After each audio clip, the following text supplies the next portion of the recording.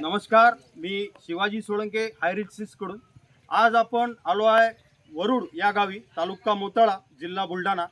सध्या ज्या शेतात आपण उभा आहे ते हे शेत आहे मोहनभाऊ जुनारे पाटील साहेब यांचं शेत आहे। या गावचे हे सरपंच आहेत। त्याच्याच सोबत आपल्या सोबत माऊली कृषी केंद्र मोताळा संचालक पाटील साहेब देखील आपल्या सोबत आहे। तर थोडक्यात सांगायचं म्हटलं तर यांनी आयरिच सीडची MDS 1001 सोयाबीन हे वाण पेरलेलं आहे। गेल्या 6 वर्षापासून सतत MDS 1001 हे वाण पेरतायत।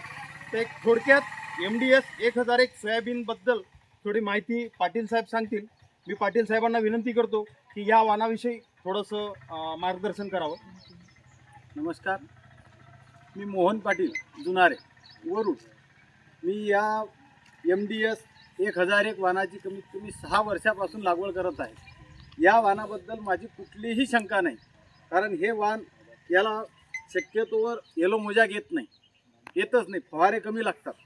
2 फवाऱ्यामध्ये हे सोयाबीन पूर्ण पक्व होऊन जाते। दुसरा विषय असा की याची झडती मला 6 वर्षापासून 8 ते 12 क्विंटलपर्यंत झडती येत आहे।